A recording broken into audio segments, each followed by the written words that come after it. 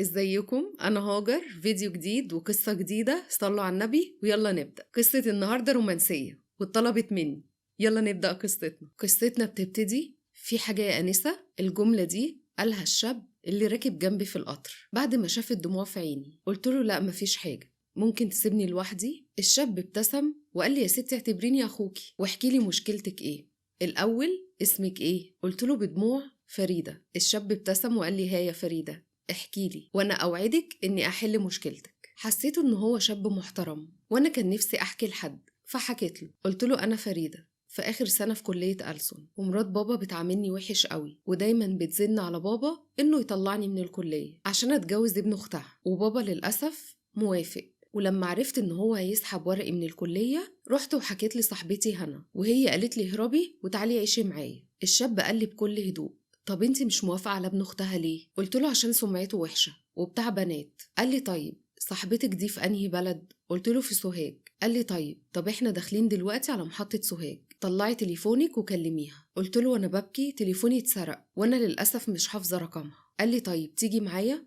قلت له لا طبعا. انت بتقول ايه؟ مش معنى اني اتكلمت معاك يبقى انا واحدة مش كويسة. قال لي يا بنتي انت دماغك راحت فين؟ انا مش قصدي كده خالص، انا قصدي تيجي تقعدي مع امي واختي. قلت له وانا ايه اللي يخليني اطمن انك مش كداب؟ ابتسم وقال لي لا دي مش اخلاق الصعايده. قلت له ايه ده، هو انت صعيدي؟ قال لي ايوه. ويلا بقى عشان وصلنا. قلت له هو انت من سوهاج؟ ابتسم وقال لي ايوه يا ستي من سوهاج. قلت له طيب هو انت اسمك ايه؟ قال لي اسمي يونس. وهاتي الشنطة عنك وتعالي هنركب العربية دي. وفعلا مشيت ورا يونس وركبنا العربية. المهم لما وصلنا وقفنا قدام قصر أكتر من روعة، وأعجبت جدا بالقصر رغم إني ساكنة في فيلا، بس ما جيتش بجمال القصر ده. يونس قال لي فريدة انت عارفة إن الدنيا ليل ودلوقتي كلهم نايمين وما ينفعش ندخل البيت أنا وانت دلوقتي، فهماني؟ قلت له أيوة طبعا فهماك. قال لي معلش هتباتي النهاردة في أوضة الجنينة لحد الصبح وبعدين هخلي أمي وأختي يدخلوكي. ابتسمت وقلت له أنا مش عارفة أشكرك إزاي يونس، بجد شكرا. قال لي يا ستي ما تشكرينيش، كفاية ان انا شفت الضحكة الحلوة دي. اتكسفت قوي ووشي احمر. قال لي يلا هوديكي الأوضة دلوقتي عشان ترتاحي من السفر. وصلني يونس عند الأوضة وساب الشنطة بتاعتي عند الباب ومشي، ودخلت الأوضة وغيرت هدومي ورحت على السرير، بس ما جانيش نوم. لبست الجاكيت بتاعي وطلعت الجنينة. الجو كان تحفة. سمعت صوت بيقول لي انت مين؟ بصيت على مصدر الصوت لقيت شخص طويل ولابس صعيدي وملامحه وسيمة جدا بس باين عليه الجدية قوي. قطع تفكيري صوته وقال لي بالصعيدي انت اتخرجتي ولا ايه؟ بقولك انت مين؟ خفت وقلت له انا فريدة. قال لي ايوه يعني مين جابك هنا؟ قلت له يونس. برق وقال لي يونس اخويا. وفجأة صوته بقى عالي جدا وكان متعصب قوي ونده على يونس، يونس يا يونس. ونزل يونس جري من على السلالم، ونزل شاب تاني وبنت وست كبيرة. يونس قال له في ايه؟ مالك يا دياب؟ ايه اللي حصل؟ قال له مالي يا برودك يا أخي، بقى أنا موديك الجامعة الأمريكية عشان تيجي في نص الليل ومعاك واحدة؟ لو حد من أهل البلد اللي أخوك عمدتها شافك يقول عليك إيه؟ الشاب التاني قال له ما ترد يا يونس، أنت ساكت ليه؟ قال له بهدوء أتكلم أقول إيه يا قاسم؟ هو مديني فرصة أشرح حتى؟ الست الكبيرة قالت خش أوضة المكتب يا ولدي واتكلموا مع بعض وسيب دراع البنت اللي هيتقلع في إيدك ده. دياب بص على ايده اللي ماسكه دراعي جامد وبعدين بص عليا، شاف دموعي نازله فساب ايدي. دياب قال قدامي يا اخويا لما نشوف ايه اخرتها معاك، تعالى معانا يا قاسم. دخل دياب وقاسم ويونس اوضه المكتب. قربت الست الكبيره مني والبنت كمان، وفجاه لقيت الست الكبيره بتمسح دموعي وهي بتقولي بكل طيبه ما تزعليش من دياب يا بنتي، هو عصبي حبتين بس قلبه طيب قوي. قلت لها لا يا طنط مش زعلانه، هو مع حق برضه. البنت قالت لي هو انت اسمك ايه؟ ابتسمت وقلت لها فريدة. وانت اسمك ايه؟ ابتسمت وقالت لي ورد. قلت لها اسمك حلو قوي، هو انت اختهم؟ قالت لي ايوه ودي والدتي. هو انت في جامعة؟ قلت لها ايوه في كلية ألسن واخر سنة السنة دي. وانتي؟ قالت لي انا في كلية اعلام، انا وامل خطيبة يونس وليلى خطيبة قاسم كمان. الست الكبيرة قالت لها سيبيها يا ورد تطلع تستريح من السفر شوية وبعدين احكي لها اللي انت عايزاه. اطلعي فوق يا بنتي على اوضتك، وردة هتروح معاكي توريكي اوضتك والصبح ان شاء الله تحكي لي عنك كل حاجة. قلت لها حاضر يا طنط، ان شاء الله هحكي لك كل اللي انت عايزاه تعرفيه. قالت لي ماشي بس ما تقوليش طنط دي، قولي ماما انت زي ورد بنتي. قلت لها هو حضرتك اسمك ايه؟ ضحكت وقالت لي اسمي هالة. ابتسمت وقلت لها خلاص هقولك يا ماما هالة، ها ايه رأيك؟ قالت لي تمام، يلا يا بنتي اطلعي ارتاحي من السفر. قلت لها بابتسامة أنا مش عارفة أشكرك إزاي يا ماما هالة. قالت لي مفيش شكر ولا حاجة يا بنتي، يونس عمل الصح معاكي. وردة قالت طيب يا أمي أنا هاخد فريدة وطلعها أوضتها. قالت لها يلا يا بنتي حتى أنا كمان طالعة. المهم في أوضة المكتب دياب قال احكي يا يونس أنا سامعك أهو. يونس ساعتها حكى لدياب وقاسم حكايتي. دياب قال له وانت ايه اللي خلاك متأكد انها مش كدابة؟ قال له البنت باين عليها انها كويسة يا دياب، وانا حطيت ورد اختي مكانها. دياب قال له بس اللي انت عملته ده غلط يا يونس. نفرض حد من اهل البلد شافك يقول اخو العمدة جايب واحدة في نصاص الليالي. قاسم قال لا يا دياب، اللي عمله يونس ده هو الصح. لو ورد لا قدر الله ضاعت هتلاقي ابن الحلال اللي يساعدها، عشان احنا ماشينا مش بطال. دياب بهدوء قال له خلاص هشوف الموضوع ده وهدور على صاحبتها. قاسم قال له طيب انت هتدور على صاحبتها ازاي؟ دياب قال له هتكلم مع فريدة واعرف منها اسم البنت وخلي معارفي يدوروا عليها. يلا نطلع ننام وبكرة نبقى نشوف الموضوع ده. المهم تاني يوم الصبح في بيت بابا مرات أبويا اسمها عبير كانت بتقول للمساعدة بنتي عفاف روحي قولي للزفتة فريدة إن جمال ابن أختي جاي يكتب كتابها النهاردة، خليها تجهز. قالت لها حاضر. بنتها هند قالت لها أنا مش عارفة البت دي مش موافقة على جمال ليه. قالت لها ما هي فقرية زي أمها، أهي ماتت وريحتنا عقبالها هي كمان. هند قالت لها بطمع يا رب خليها تسيب لنا الفلوس دي كلها، دي أمها كاتبالها المصنع باسمها. قالت لها بخبث أمال أنا عايزة أجوزها جمال ليه؟ هو يتجوزها ويمضيها على بيع المصنع ويكون لينا، وبعد كده يطلقها يخلص منها، هو حر. قطع كلامهم صوت عفاف وهي نازلة جري على السلم. قالت لها الحقي يا عبير هانم البت مش قاعدة فوق. عبير ازاي يعني؟ اوعي من وشي كده. طلعت عبير وهند للأوضة بتاعتي وفعلا ملقوش أثر ليا في الأوضة. هند قالت يا لهوي هتكون راحت فين؟ قالت لها معرفش، البت دي لو هربت يبقى كل اللي عملناه ده راح على الفاضي، أنا هكلم سالم واحكيله. طلعت عفاف وقالت لها أستاذ جمال تحت يا هند. قالت له ده وقته، روحي يا هند شوفيه عايز ايه على ما اكلم ابوكي في الشركه. قالت لها حاضر. المهم كلمت بابا وقالت له ايه يا سالم الحق اللي احنا فيه. قال لها خير، فريده عملت ايه معاكم تاني؟ قالت له فريده هربت يا سالم. اتخض وقال لها ايه راحت فين وهربت ازاي يعني؟ قالت له انا ايش عرفني يا اخويا، روح دور على بنتك قليله الادب، صحيح مامها ماتت وما لحقتش تربيها. قال لها قفلي دلوقتي انا جاي. قفلوا مع بعض وجمال وهند تحت. هند نزلت لقت جمال واقف ومدي ظهره للسلم، وساعتها هند حضنت جمال من ظهره وقالت له وحشتني قوي يا جمال. جمال قال لها بحب مصطنع وانتي كمان. قالت له اول مره بابا يسيبك تطلع بدري من الشركه يعني. قال لها ده ما كانش راضي يسيبني كمان، بس قلت له عايزه اشتري حاجات عشان كاتب الكتاب. الله صحيح هو القمر فريده فين؟ هند اتعصبت وقالت له قمر مين يا جمال؟ ما تتعدل كده، انت صدقت الفيلم ده ولا ايه؟ قال لها لا انا مش قصدي يعني، هو في قمر زيك انتي برضو؟ قالت له يلا الحمد لله اهي غارت في داهيه. استغرب وقال لها ليه هي راحت فين؟ قالت له اصلها قليله الربايه هربت. اتعصب وقال لها انتي بتقولي ايه؟ هربت ازاي؟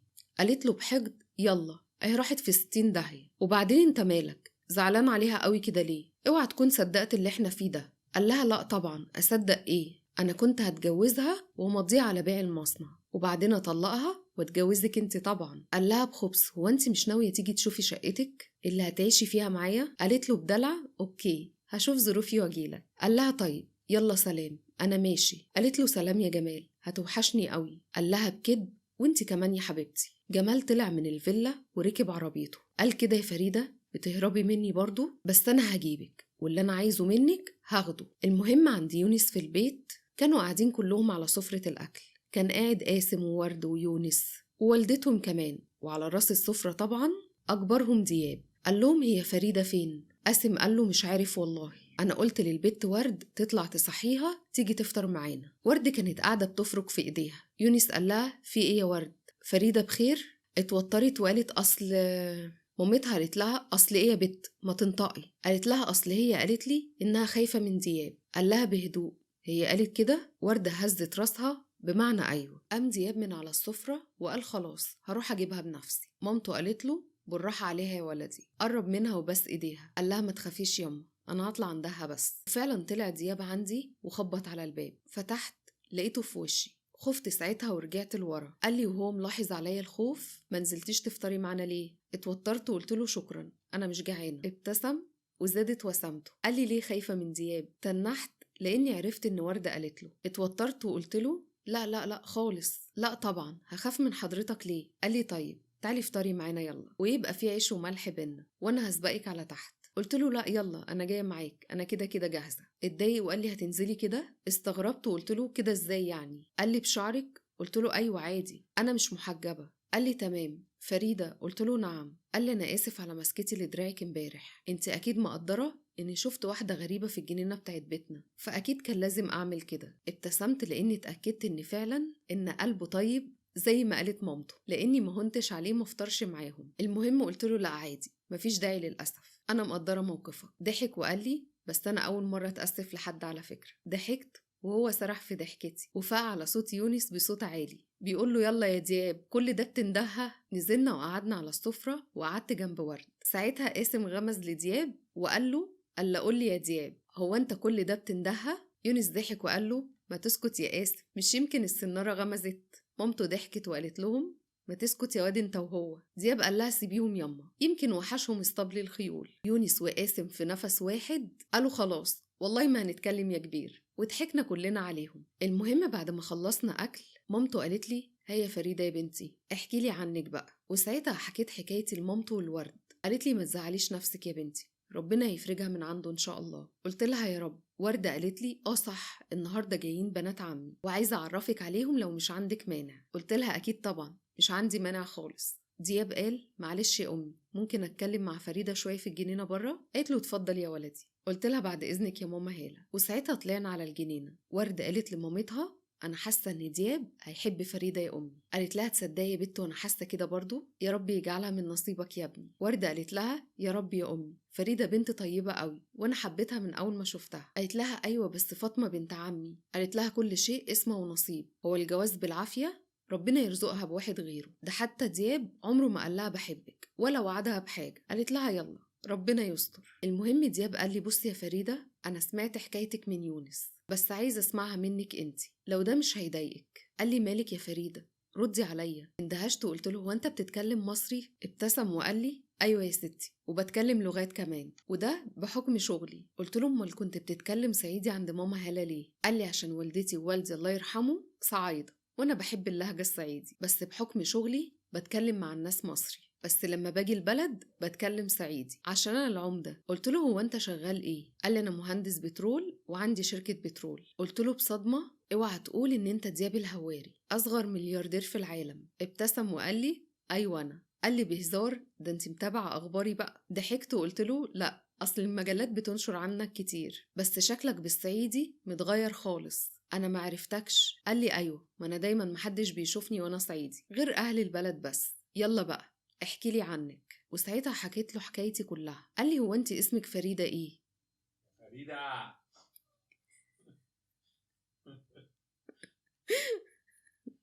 يا ابني اسكت. مش عارفه اشتغل. الاسم الوظيفي انت بصراحه مش عارفه اشتغل. كل لما اقول فريده يعمل كده خلاص. او مش هشيلها في المونتاج عشان اقول للناس انت بتعمل ايه فيا وانا بشتغل. يعني اقول اسم باباها بس على طول ولا اعمل ايه؟ ابدا منين؟ الاسم مستفز قوي كل ما بيجي والله كل ما بتقوليه بيروح جاي الترند خابط في دماغي على طول بتاعي يا فريده. يا أما. اقوم معلش.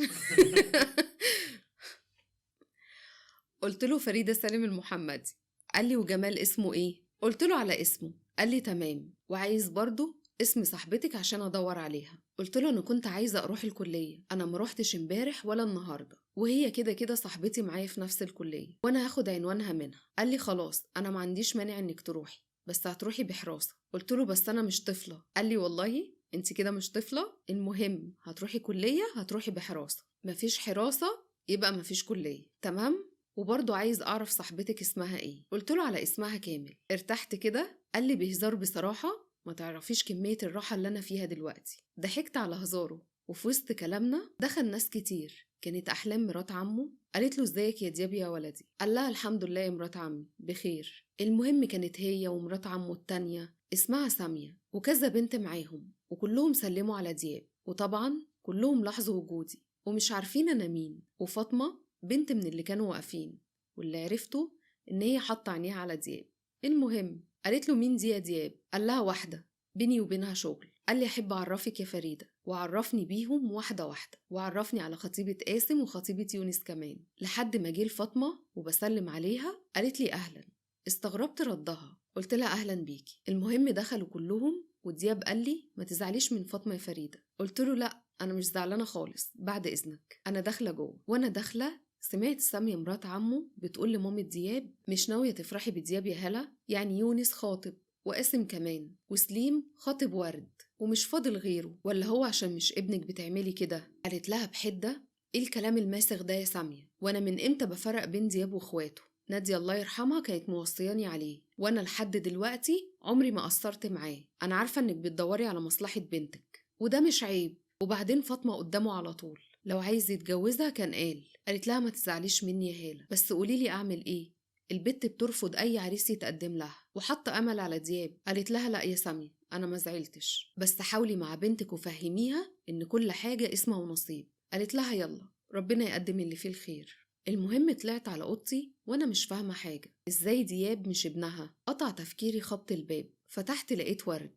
قالت لي ايه يا فريدة، مش اتفقنا ان انا اعرفك على بنات عمي؟ قلت لها معلش نسيت، يلا انا جايه معاكي. قالت لهم دي فريدة يا بنات. امل ابتسمت وقالت لها ايوه اتعرفنا عليها تحت، كانت قاعده مع دياب. المهم قعدت معاهم شويه، وبعدها فاطمه ضايقتني، استأذنت منهم ورحت على اوضتي. وانا رايحه قابلني يونس، قال لي مالك؟ قلت له ابدا مفيش، انا كنت عايزه اتكلم معاك شويه. قال لي طيب يلا تعالي نقعد مع بعض في الجنينه. المهم قلت له هو سؤال خاص بدياب. استغرب وقال لي ماله؟ قلت له هو دياب اخوك؟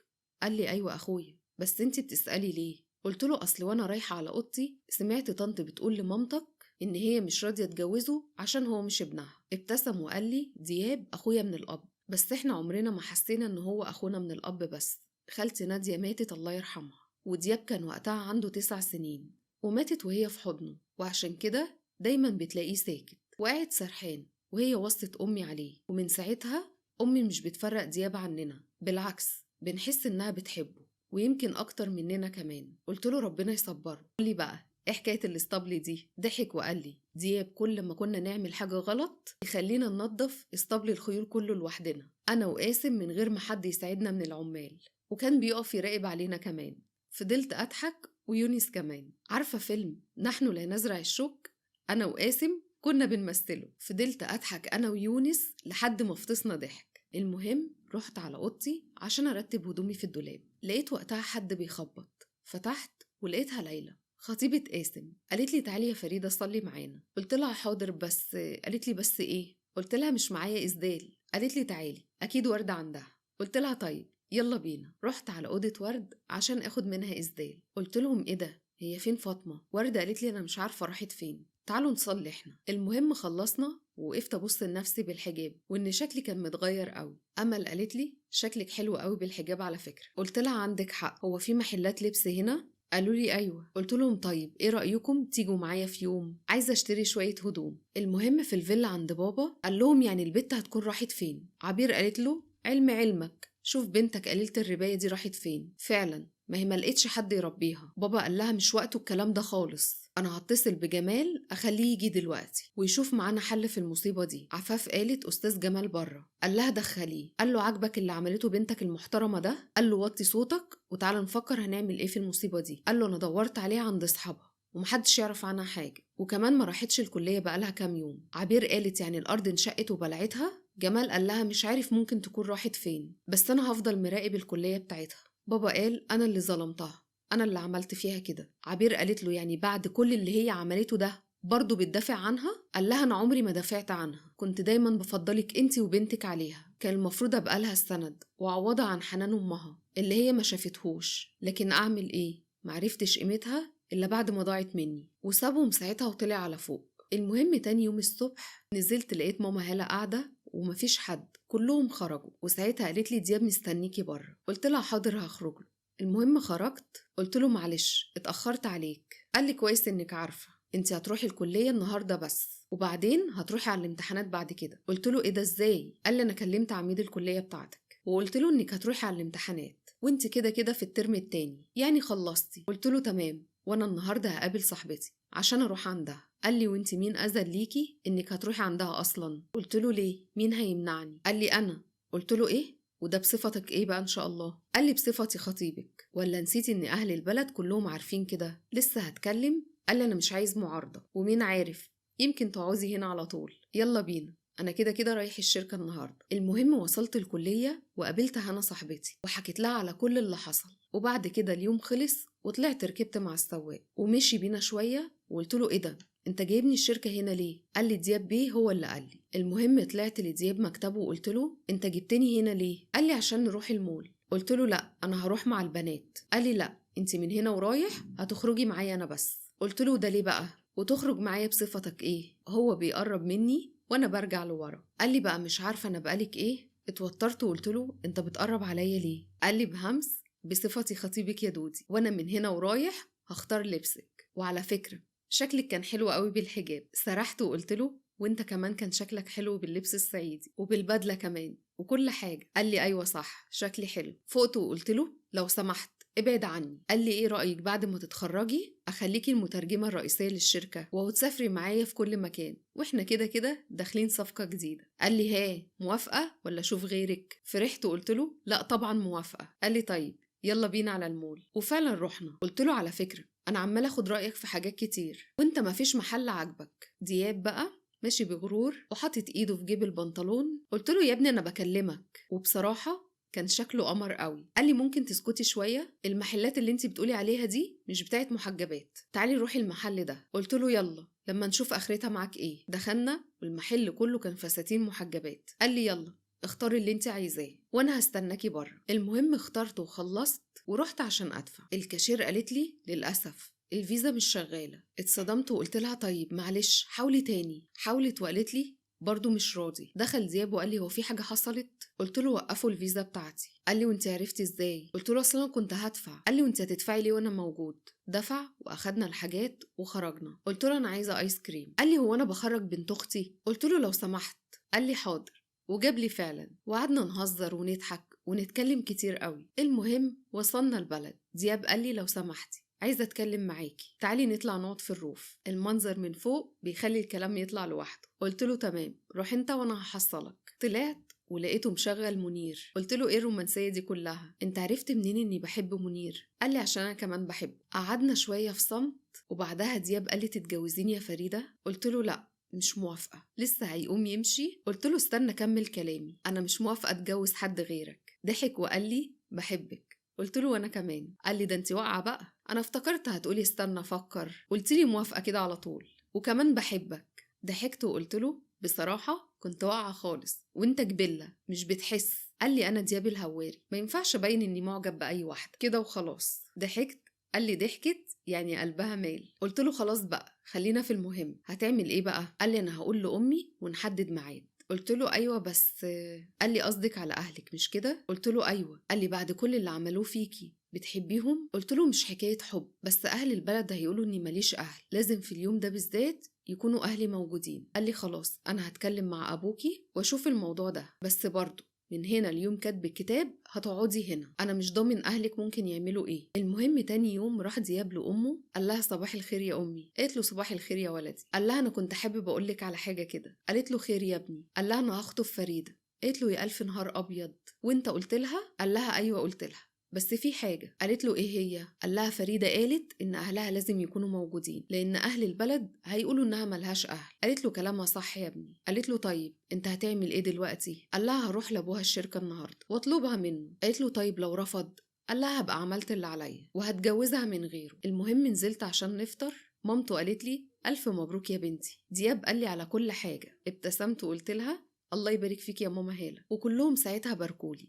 ودياب جه يروح الاسطبل. قلت له استنى هروح معاك. رحت فعلا وقلت له واو المكان هنا تحفة. قال لي فعلا انا لما بكون متضايق باجي هنا، ايه رأيك تركبي حصان؟ قلت له يا ريت بس انا بخاف. مسك ايدي وقال لي تعالي. ما تخافيش. مشيت معاه وانا مش فاهمه حاجه، فجاه لقيته بيرفعني وخلاني ركبت على ظهر الحصان. قلت له لا انا خايفه، نزلني لحسن اقع. قال لي ما تخافيش وانت معايا. مسك الحصان وانا كنت فرحانه قوي، وهو كان مبسوط عشان قدر يفرحني. وقتها جه تليفون لدياب، رد على التليفون، واللي عرفته ان كان عريس لفاطمه بنت عمه الدكتور بتاعها في الجامعة، وجايين بالليل عشان يطلبوا ايديها. المهم دياب قال لي تعالي عشان اروحك البيت، عشان انا ماشي. قلت له رايح فين؟ قال لي هروح الشركة لابوكي واتفق معاه على كتب كتاب. قلت له تمام، خلي بالك من نفسك. قال لي ما تقلقيش ان شاء الله خير. المهم دياب راح لبابا فعلا، وجمال كان موجود. بابا قال له يا ترى ايه سبب الزيارة الكريمة دي؟ قال له انا بطلب منك فريدة بنتك، وانا عارف ومتأكد انكم عارفين انها عندي، من غير لف ودوران. جمال اتعصب وقال انا مستحيل اوافق على حاجة زي دي. دياب قال له وانت توافق ولا ما توافقش؟ محدش اخد رأيك اصلا. بابا قال له اسكت يا جمال. دياب قال له ها قلت ايه يا سالم بيه؟ بابا فكر شوية وقال له تمام موافق، انا اكيد مش هلاقي لبنتي احسن من دياب الهواري. قال له على بركة الله، بكرة ان شاء الله كتب الكتاب. قال له تمام بكرة إن شاء الله. المهم دياب رجع وقلت له الحمد لله على السلامة. ها عملت إيه؟ حكالي على كل حاجة وأنا فرحت قوي، وقال لي مامته إن في ناس جاية بالليل عشان يتقدموا لفاطمة. المهم طلعت على أوضتي لقيت اللي بيشدني كان دياب. قلت له خضتني، في إيه؟ قال لي وحشتيني. اتكسفت قلت له دياب ابعد هصوت ولم عليك البيت كله. قال لي طيب هسيبك بس بشرط. قلت له إيه هو؟ شاور على خده. قلت له لا طبعا لو سمحت سيبني. قال لي يبقى خلاص مش هتطلعي من هنا. كنت لسه هبكي قلت له لو سمحت سيبني. ضحك وقال لي خلاص اطلعي صعبتي عليا. فتحت الباب وجريت على بره على طول، وهو كان عمال يضحك عليا. دخلت اوضتي وقلت قليل الادب بس قمر. المهم تاني يوم كانت الناس بتعمل الزينة بتاعت كتب كتاب، ودياب هو اللي بيشرف عليهم. وعلى بالليل كنت جهزت ولبست فستان وطرحة، والبنات كانوا عمالين يقولوا لي شكلك حلو قوي. المهم كتبنا الكتاب، وبعد ما خلصنا دياب حضني وفضل يلف بيا، وعبير وهند كانوا هيطقوا من الغيظ. وقتها كنا قاعدين كلنا بنات مع بعض. المهم قاسم جه وقال لي فريدة دياب عايزك في الجنينة. رحت لقيته واقف ومديني ظهره. ابتسمت وقلت له كنت عايزني يا دياب؟ مسك ايدي بكل حب. قال لي اخيرا يا فريدة اسمك اتكتب على اسمي. اتكسفت قوي. قال لي ممكن اعمل حاجة كنت مأجلة لحد ما نكتب الكتاب. قلت له ايه هي؟ ساعتها بس خدي. اتكسفت قوي بعدها. قال لي يلا ندخل جوه. كنت ماشيه باصه في الارض وانا مكسوفه قوي. رفع راسي وقال لي مفيش داعي للكسوف، انت مراتي على سنه الله ورسوله وقدام الناس كمان. وقتها جه بابا عشان يسلم عليا عشان هيمشي، وجمال لما مد ايده عشان يسلم عليا دياب مسك ايده وضغط عليها جامد. قال له معلش اصلا مش بتسلم على رجاله. قال له ما بتسلمش على رجاله بس بتهرب من بيت اهلها عادي. قال له لولا انك ضيف في بلدنا كنت دفنتك هنا وما روحتكش. قلت لهم عن اذنكم انا هروح انام، اليوم النهارده كان حلو قوي بس متعب شويه. دياب قال لي استني يا فريده. وقفت وفجاه نزل على ركبته وطلع خاتم الماظ من جيبه ولبسهوني، وبعدها قام وقف وبس ايدي وقال لي انا النهارده اسعد انسان لانك اتكتبتي على اسمي. اتكسفت وقلت له وانا كمان. قاسم قال اوعدنا يا رب. يونس قال له ايه يا عم روميو يلا عايزين ننام. المهم مر كام يوم وفاطمة اتخطبت كمان، ومرت الأيام وجي ميعاد الامتحانات. ولما دياب سألهم عليا قالوا له إن أنا فوق ومش هنزل أفطر عشان عندي امتحان، والامتحان خلاص كان قرب. وساعتها أخد دياب الأكل وطلع لي الأوضة، خبط على الباب وأنا فتحت وأنا حاطة القلم في شعري. ضحك وقال لي انت عامله في شكلك كده ليه؟ قلت له اسكت انا عندي ماده بارده مش عارفه اذاكر فيها ولا كلمه. ضحك وقال لي انا عرفت انك ماكلتيش. جبت الاكل وقلت نفطر مع بعض، وعلى فكره انا ممكن اذاكر لك الماده. قلت له بجد هتعرف تذاكرها لي؟ قال لي اكيد طبعا يا بنتي. المهم اكلنا ونزلت على مكتب دياب وانا شايله الكتب. قلت له انا جيت اهو. قال لي يلا بينا. كنت منبهرة بشرحه بصراحة. المهم بعد 4 ساعات قلت له لا كفاية خلاص أنا تعبت ومخي وقف. قال لي تستاهلي عشان سبتي نفسك للآخر. قلت له بس انت شرحك حلو قوي. قال لي ما انا عارف. قلت له يخرب بيت التواضع. قال لي طيب فين بقى تمن الشرح؟ قلت له انت ما قلتش انك عايز فلوس. قال لي لا فلوس ايه؟ قلت له انت بتقرب ليه؟ كنت لسه هجري. مسك ايدي قلت له عشان خاطري سيبني اطلع. قرب عليا وساعتها باب المكتب اتفتح. كان قاسم. قال له دياب الفيزا بتاعتي قال ايه ده؟ هو انا جيت في وقت مش مناسب ولا ايه؟ دياب قال له مش تخبط يا حلوف قبل ما تدخل، وعايزه اقول لك انها مش هتشتغل تاني. وبعدين انت مكسوفه ليه؟ انت مراتي على فكره. قلت له اسكت بقى انت السبب. قاسم ضحك وقال خلاص والله ما كنتش اعرف، كنت فاكرك بتشرح لها. قال له اطلع بره يا قاسم. قلت له عاجبك كده؟ قال لي وانا اعرف منين انه هيدخل من غير ما يخبط؟ قلت له كده انا هطلع اوضتي. قال لي استني بس، تطلعي فين؟ هو احنا كنا بنقول ايه؟ قلت له تصدق انا كنت فاكراك محترم. قال لي انا محترم مع كل الناس الا انت. قلت له عشان خاطري سيبني اطلع، زمان قاسم فضحنا بره. قال لي خلاص صعبتي عليا، يلا نطلع. قاسم ضحك وقال له خلصت شرح يا دياب؟ قال له اه يا اخويا خلصت. وانا اتكسفت وطلعت على فوق على طول. دياب قال له كنت عايزني في ايه؟ قال له الفيزا بتاعتي، كنت عايزه احط فيها فلوس بس لقيتك مش فاضي. قال له وانا هقفل الفيزا بتاعتك نهائي عشان ارتاح منك واربيك كمان. ضحك وقال له والله يا عم ما كنت اعرف ان الشرح بتاعك كده. دياب ضحك وقال له بس ايه رايك في الشرح بتاعي؟ ضربه في كتفه وقال له انت بتودي فلوسك فين؟ قال له يا عم خلصنا، هتحط الفلوس ولا لا؟ قال له امري لله حاضر. المهم مرت الايام والامتحانات خلصت والنتيجة طلعت، ويونس طلع التاني على الدفعة، وورد نجحت وطلعت التالتة. قلت لهم ألف مبروك. يونس قال لي وانت شفتي النتيجة بتاعتك؟ قلت له لا، دياب قال لي إنه هيجيبها لي من الكلية نفسها بس مش عارفة أتأخر ليه. قال لي أنا جيت أهو.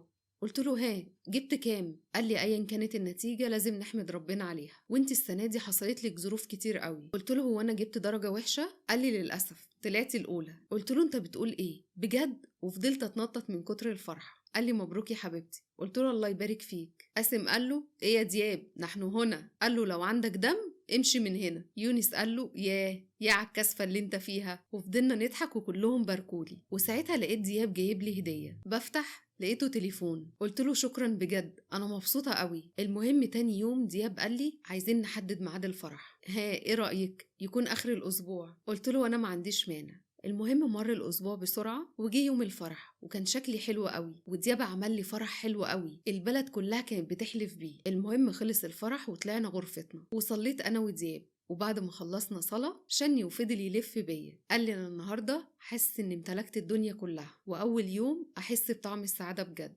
المهم تاني يوم نزلنا عشان نفطر معاهم وباركولنا وقعدنا نهزر ونضحك، واخدني وسافرنا ولفينا مع بعض بلاد كتير قوي. بجد انا مكنتش متخيله اني ممكن اتجوز واحد زي دياب يحبني واحبه. قال لي فاكره اول مره شفتك فيها؟ ابتسمت وقلت له هو ده يوم معقول انساه برضه؟ انا لو نسيت اسمي اليوم ده مستحيل انساه. مسك ايدي وبسها وقال لي ربنا ما يحرمني منك يا احلى دودي في الدنيا كلها. قلت له ولا منك يا حبيبي، انا بحبك قوي يا دياب. قال لي وانا كمان بحبك يا قلبي دياب. وبس كده انتهت قصة النهاردة، واستنوني في فيديو جديد. مع السلامة.